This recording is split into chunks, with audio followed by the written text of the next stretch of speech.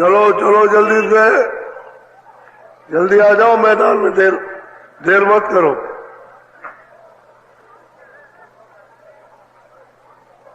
चलो चलो, समय होने वाला है।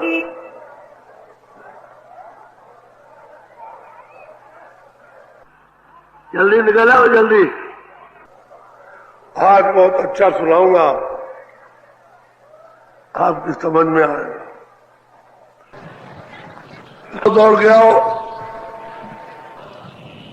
सब सिर पर धोती रखो, ये सत्संग है। गुरुदेव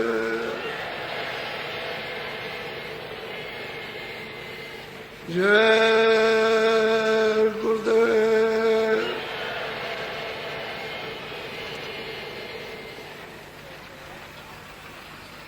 जय गुरुदेव। नाम किसका?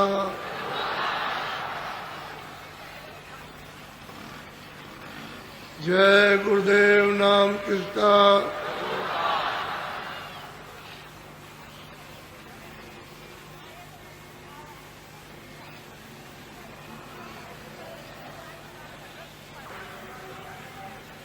प्रारंभिक पहला दिन है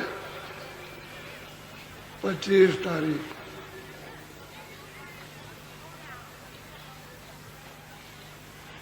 सुबह आपको ये बताया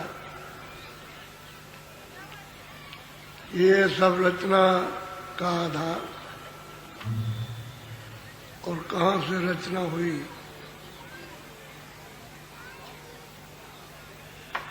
और इसका कौन मालिक है, इन सब जीवात्माओं का, रूहों का, तो उसका आपको एक संकेत दिया। ये सब आधार सतलोक से, जितने भी सब सत्पुरुष का अपने अपने मुकाम पर बैठकर सब उसी का ध्यान कर रहे हैं। उसके ध्यान से अस्त व्यस्त हो जाए तो ये सब उनका ये राजी चला जाए, इसलिए वह अखंड ध्यान कर रहे हैं। ईश्वर सहतल कमल में बैठे हुए निरंतर अखंड खंडित नहीं होता है, उसी का ध्यान करते हैं। और त्रिकुटी में ब्रह्म, वो भी उसी का ध्यान कर रहे हैं। और 10वें द्वार में पार ब्रह्म, वो भी अखंड ध्यान उसका कर रहे हैं। और भंवर गुफा में महाकाल पुरुष उसी का ध्यान कर रहे हैं। और जो 12 है वो भी सब ध्यान में लगे हुए हैं। और आप किसी का भी ध्यान नहीं कर रहे, आप इस कूड़े कचरे का ध्यान कर रहे हैं, इसमें लगे हुए हो। ये कूड़ा कचरा तो है आपका और मेरा है नहीं है, तो ये सब धोखा दे देगा। इसलिए दरवाजे पर आप सब बैठे हो। मनुष्य रूप ही ये मंदिर है, दोनों आंखों के मध्य में द्वार पर सूरत जीवात्मा रू बैठी है। ऊपर से नाम पकड़ के ले आया और उसने यहाँ बैठा दिया। ये पिंड का, शरीर का नाका है। ये दरवाजे पर इधर बैठी है, शरीर नीचे है और सूरत दरवाजे पर ऊपर। जब ये पर्दा नहीं था तब तो अंदर बाहर एक रस, नीचे और ऊपर एक रस था। लेकिन जब पर्दा पड़ गया तो सूरत ऊपर हो गई, पर्दा नीचे, और आप पर्दे के नीचे हो गए। ये जिस्म जो है ये पर्दे में आ गया। अब उसका जो सूरत का हृदय है, अंतःकरण, जिसको दिल कहते हैं वो ये नहीं है, ये शरीर का दिल है। और ये जो हृदय अंतःकरण ये सूरत का है। यहाँ बैठी हुई है, तो नाम ले आया था, उसको यहाँ बैठा दिया। और जब तक कोई गंदगी नहीं थी तब तक वो नाम पकड़े हुए था। सूरत इसको पकड़े थी नाम को, और जैसे ही गंदगी जमा हुई बस वो बीच में वो पर्दा पड़ता चला गया, तो अपने कान और आंख बंद हो गए, बस वो नाम छूट गया पर्दे की वजह से।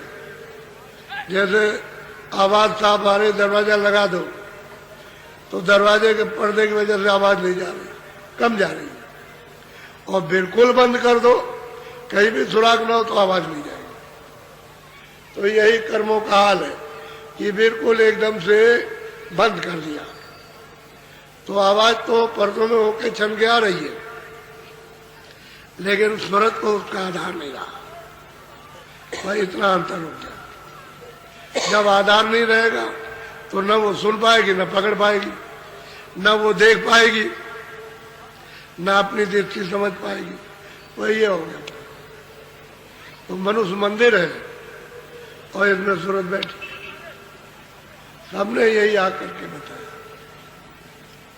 कि बैठी हुई है।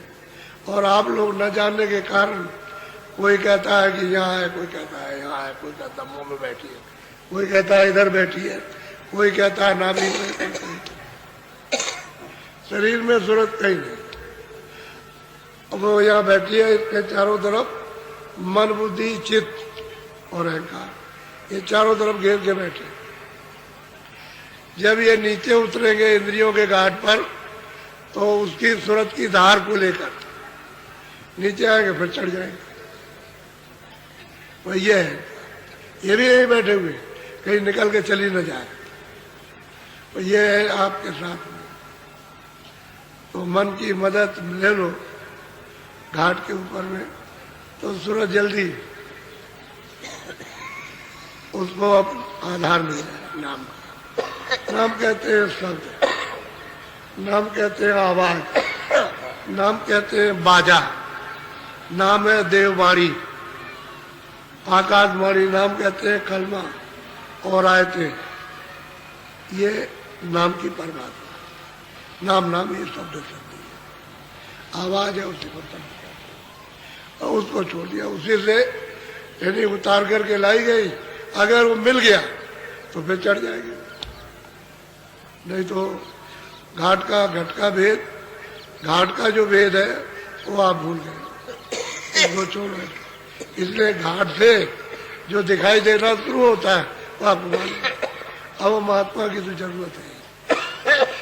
तो आज सुबह आपको बताया था कि इन सब रचनाओं का आधार जो है वो सतपुरुष सतलोक में विराजमान है और अपनी स्थान को, अपनी जगह को छोड़ते नहीं वही रहते। और उनका वो देश कितना बड़ा है, ये सब इकट्ठे कर लिए जाए। ये सब संसार, स्वर्ग, वैकुंठ और ईश्वर का लोक और ब्रह्म का लोक और पार ब्रह्म का सब इकट्ठे कर दिए जाए तो लोटा भर भी नहीं होगा, एक लोटे के बराबर भी नहीं, और उसमें डाल दिया जाए तो आप ये बुद्धि से अनुमान करो कि वो कितना बड़ा होगा। अपार अपार सागर है, अपार देश है, ये कुछ नहीं है। तो सब नदियां, बहुत पानी बरसता है, बहुत बाढ़ आती है, सारे विश्व में नदियां उबलती है, लेकिन जब समुद्र में पहुंच जाती कुछ नहीं। समुद्र वहां कुछ नहीं। ऐसे ही सत्य देश है, सतलोक है। और ये तो यहाँ कुछ भी रचना नहीं, यहाँ कुछ भी रचना नहीं है, यानी यहाँ कुछ भी सुंदरता नहीं। जो वहाँ सुंदरता और रचना, जो वहाँ आनंद है, जो शक्ति है, इसी सूरत का जो मनुष्य रूपी मंदिर में बैठी है, जिनको जीव और रूह कहते हैं, सोल कहते हैं, ये जब वहां पहुंच जाए तो इसमें कितना प्रकाश होता है, ईश्वर से 16 गुना ज्यादा। ये ऊपर जब चढ़ती है तो बहुत ज्यादा, और सतलोक में पहुंच जाए तो फिर इसकी सीमा ही नहीं। ये कितना इतना प्रकाश, यही सूरत।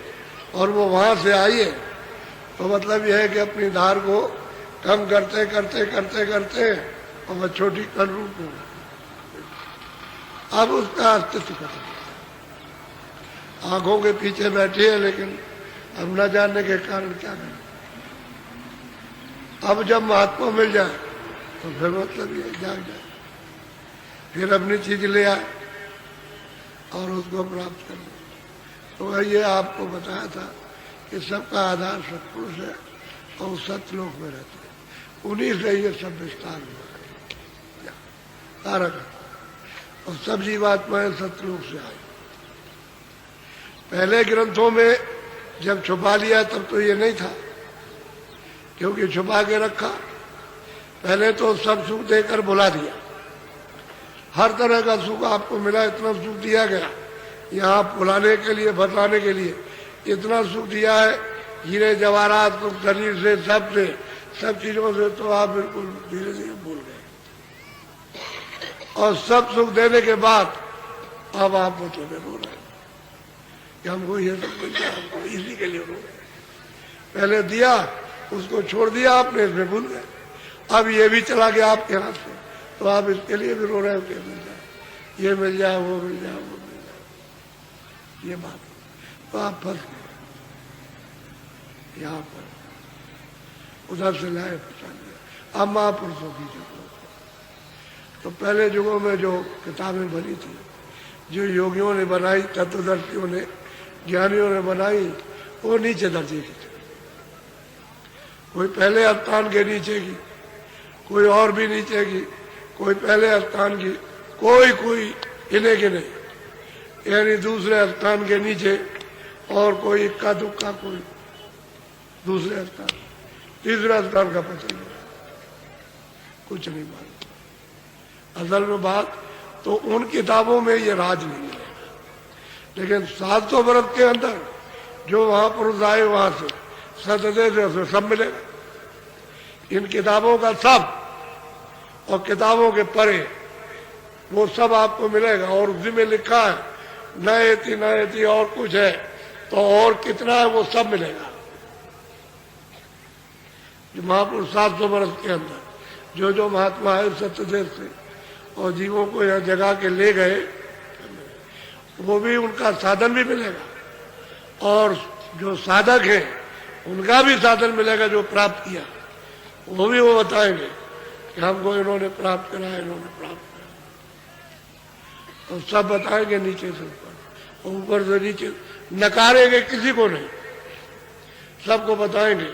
तुम यहाँ हो इसको बताएंगे, तुम स्वर्ग में हो स्वर्ग को बताएंगे, बैकुंठ में बैकुंठ को, नरकों में तो नरकों को बताएंगे, 4 खानों में तो ज्यों का त्यों बताएंगे। सब देखते जाते हैं और देखते आते हैं, उनके आंख के सामने कुछ छुपता नहीं है, सब देखते हैं। इसलिए उनका प्रमाण आप मानते हो, उसी में तो आपको धोखा हो गया, उसी में धोखा हो गया। 80,000 कर्मकांड बना दिए विधान में, 16,000 उपासना कांड और 4,000 ज्ञान का। तो जंगल जैसी बूटी अपनी रख दी, तो आपको मिलेगी नहीं। भाई इसी में फंसे रहो, ये करो वो करो, इसी में फंसे और आपको कुछ नहीं, अंधे के अंधे रह गए। जो उपदेश हुआ अंधों का, और जिन्होंने सुना वो अंधे, तो क्या जाए, पता क्या चलेगा। इसलिए बहुत समझदारी से अब महापुरुषों की इतनी जरूरत है, इतनी आवश्यकता है जितनी बच्चे को माँ की नहीं। जरूरत है लेकिन बहुत कम, क्योंकि बच्चा जरा सा बड़ा हुआ तो माँ से अलग हो जाए। बस जब तक खेलता कूदता नहीं है तभी तक उसको जरूरत, जो खेलना कूदना शुरू किया था अलग होने लगा। लेकिन सुरतों को महापुरुषों की इतनी जरूरत आवश्यकता है कि जब तक घर में न पहुंच जाता तब तक इनकी सभा, जब घर में पहुंच जाए तो पूरे होंगे, नहीं तो अधूरे। यह है, अब महापुरुषों की खोज करनी चाहिए। तो जरा सा आप थोड़ा सा जरा सत्संग सुनिए महापुरुषों को कहते क्या है, क्योंकि आप कहोगे आप हित कह रहे हो अपनी तरफ से, तो मैं थोड़ा सा जिसका दृष्टांत कहूँ 700 वर्ष के अंदर उनका सबका आपको सबूत पेश कर तो आपको यकीन हो जाएगा। और उन्होंने जिसकी जो गति है सब वर्णन की, जो भी जिसकी गति है सबको बताया कि यहाँ तक पहुँचा, इसके आगे नहीं, न ये जानता है न पहुँचा, यही तक पहुँचा, यही से लौटा बस। और क्या चाहिए? और ये मतलब है आपका कोई स्थान तो निवृत्त का है नहीं, ये तो स्थान चला माना है। ये जरूर है कि यहाँ जो आनंद नहीं है वो प्राप्त किया तो कुछ दिन ठहर जाएगा, यानी यहाँ दुख है, यहाँ शारीरिक क्षणिक सुख है, और वहाँ जहाँ सुख है वहाँ दुख नहीं है, बस इतना ही है और कुछ नहीं। लेकिन टिकाव तो वो भी है कि भाई चलो भाई 500-1000 बरस रहे और फिर नीचे आ गए, तो महात्मा बताएगा यहाँ रुकने की जगह फिर वापस आ जाओ। तो इसी चक्कर में बसोगे जिसमें आज फंस गए, जन्मोगे और मरोगे और कर्म करोगे, 4 खानों में जाओगे और फिर 84 लक्षोनी नरकों में जाओगे, तो फिर छुटकारा नहीं होगा, मनुष्य शरीर में मिलेगा। तो थोड़ा सुन लीजिए, बोलो बोलो। गुरु का नाम पुकारो, सतगुरु को ही अरे दारो। अब वो कहते हैं कि भाई सतगुरु जो नाम बता दे, जो वो युक्ति बता दे, जो राज बता दे, जो चिन्ह बता दे, कहते तुम उसको पुकारो। जो नाम दे दे, जो वेद दे दे, जो जड़ी दे दे, कहते हो उसको पुकारो। पुकारने का मतलब है घाट पे बैठ के सुनो। एक तो जबान से पुकारना होता है, ये है वर्णात्मक, और घाट पे बैठोगे तो धुनात्मक। 2 आवाज है, वर्णात्मक धुनात्मक। ये शरीर की आवाज है और वो जीवात्मा और परमात्मा की आवाज। तो धुनात्मक आवाज जो सूरत से, जो जीवात्मा चेतन, उससे उसकी आवाज सुनोगे, और ये आवाज है शरीर से, ये सुनोगे और इसी से बोलोगे, और वो आवाज इससे नहीं बोली जाती, वो धुनात्मक। तो कहते हैं कि भाई सतगुरु जो नाम भेद जो दे दे, उसकी थोड़ा सा पुकार करो। क्या करो कि दया करो, कृपा करो कि घाट पर हम सुन लें, नाम को पकड़ ले, नाम से जुड़ जाए। तो सतगुरु नाम पुकारो, और जो नाम दे दे सतगुरु को हृदय धारो। कहते उसको अपने हृदय में बसा लो। इधर नहीं, ये स्थान है मन का। एक पिंडी मन है और एक अंडी मन है, तो अंडी मन यहां बैठा हूं दरवाजे। तो कहते हैं ये नहीं, यहाँ सतगुरु को हृदय धारो, ये यह धारण करो।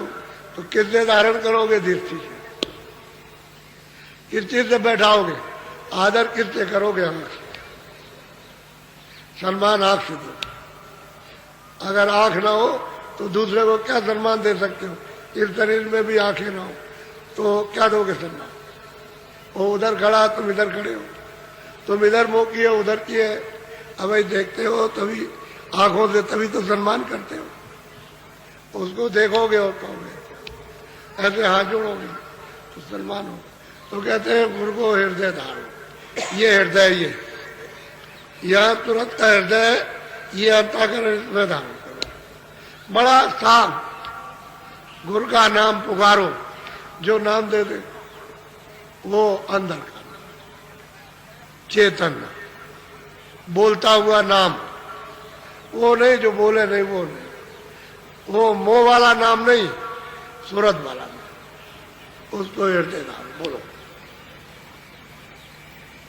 सतगुरु का करो भरोसा, फिर करो न कुछ अफसोस। कहते हैं भाई उसका भरोसा करो सतगुरु का, जो अपने देश से, अपने घर से, जो सदेश से आए उनका भरोसा करो कि हमारा काम इनसे हो जाएगा।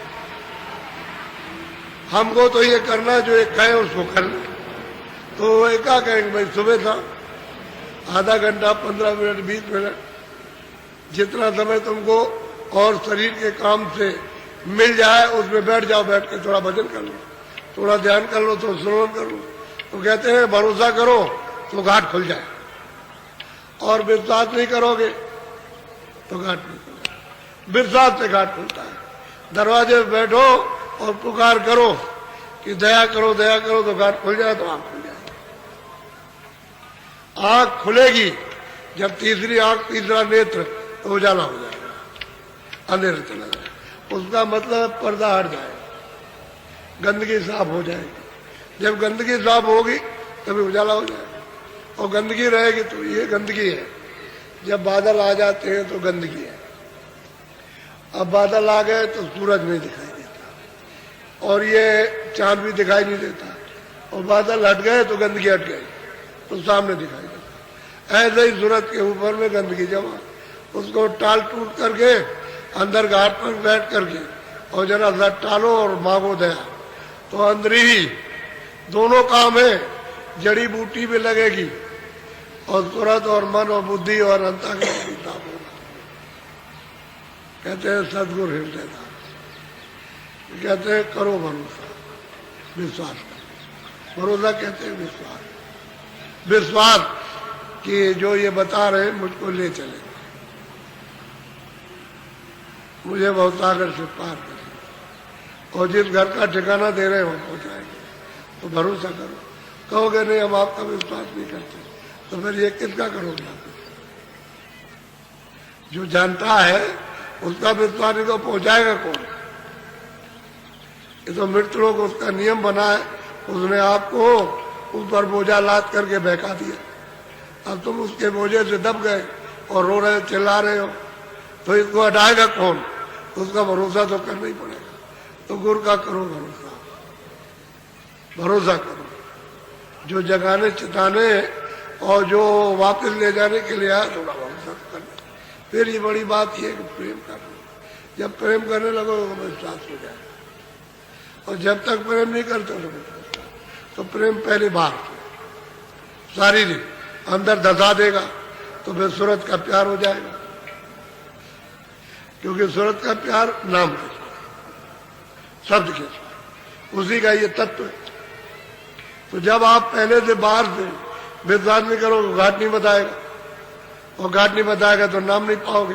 नाम नहीं पाओगे तो मतलब उसको अपने जो सूरत उसका तत्व उसमें मिलेगी नहीं। तो गुरु का करो भरोसा, विश्वास करो। बोलो तू करे हो न चरणन हो से, सतगुरु से मत कर रोसे। कहते हैं भाई चरणों में होश कर, चरण कमल पकड़ ले।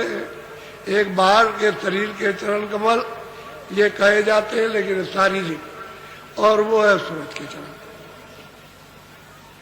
कहते हैं कि इनसे तो तू अपना मन और तन साफ कर ले, और उनसे अंतःकरण और सूरत को साफ कर, उन चरण कमलों से, तो दोनों काम तेरे बन जाएंगे। और बाहर नहीं मिलेंगे तो अंदर कौन ले जाएगा?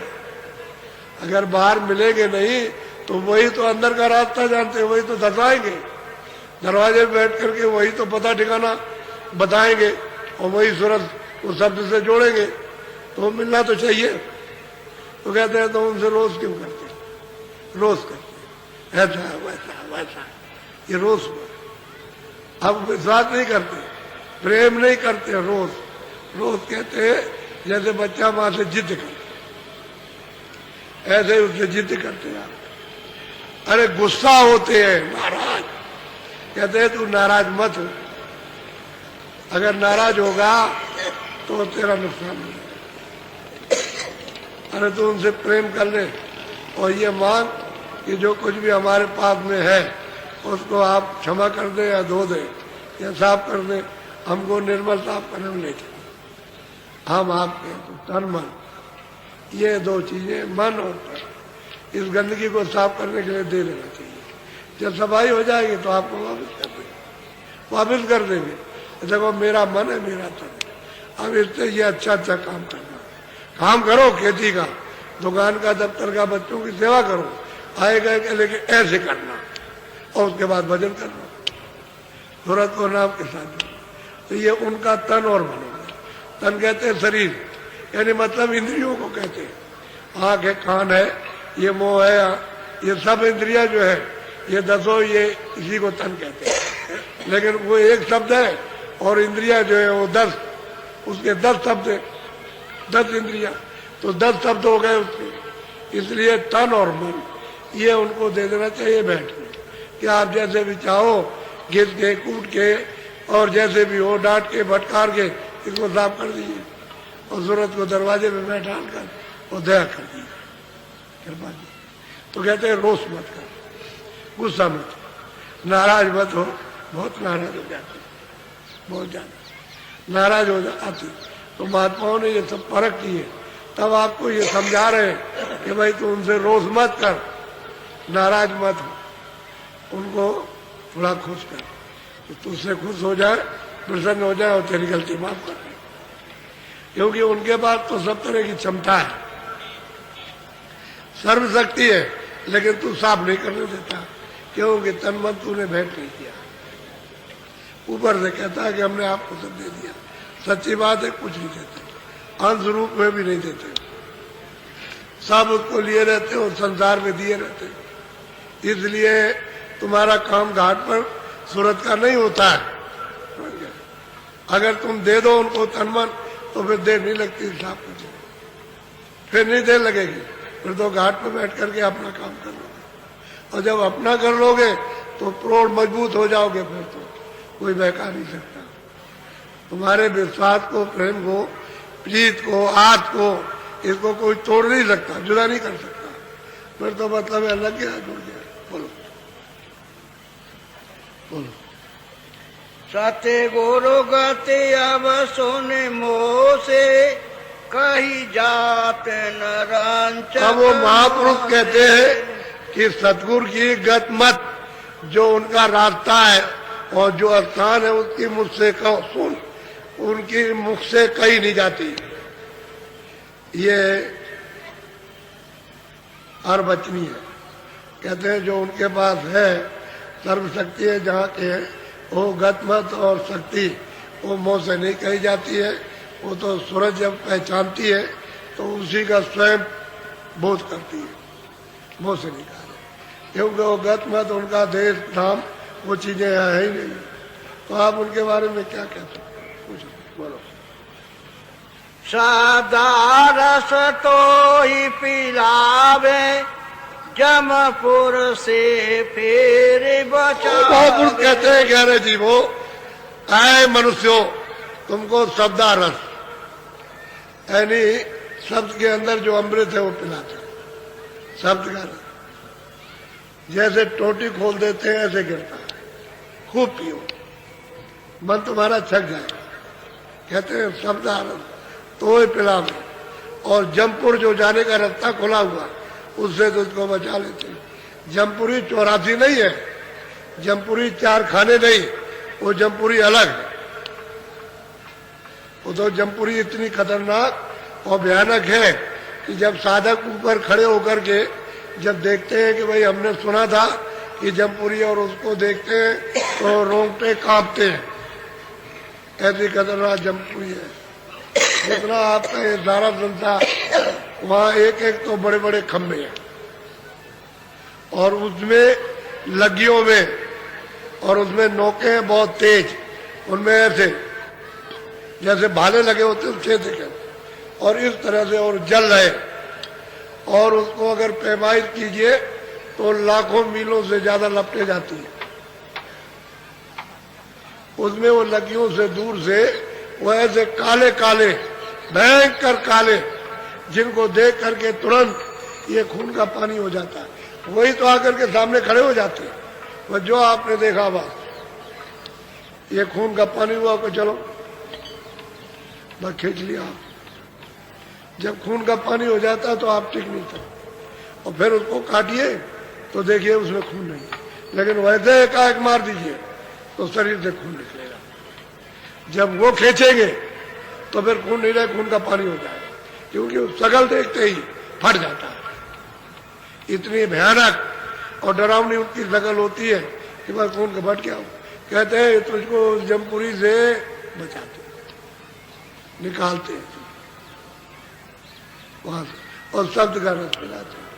और जब टोटी का पिएगी रस, अमृत पिएगी, तो ऊपर में जैसे मूसलाधार वर्षा, ये तो वर्षा बादल आए बरस गया, बंद हो गया, और वहां वर्षा सदैव होती रहती है, एकता, अमृत की वर्षा। ये पानी नहीं है, ये जो आप पानी समझते हो कि वहां ये पानी बरसता होगा, अब यह है कि वो अमृत पहुंचा, अब उसको अमृत ही कहा जाता है, उसकी वर्षा होती है।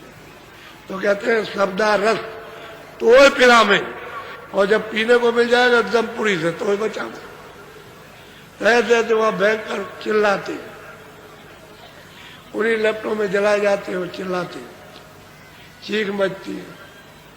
अब वो देख करके कह रहे थे तुझे शब्दा रस पिला देंगे, जमपुरी से तुझको बचा लेंगे, तू उनसे रोष मत कर, उनकी गतमत अगम है, कोई वर्णन नहीं कर सकता, मुंह से कहीं नहीं जा सकती है।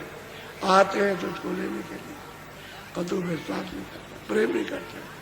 अब पता नहीं किस किस के साथ प्रेम, छाया के साथ प्रेम करता और छाया धोखा दे देती। ये तो धोखेबाज है छाया, ये तो माया की छाया है, ये किसी का न साथ दिया न देगी, सट से कहा हो जाए।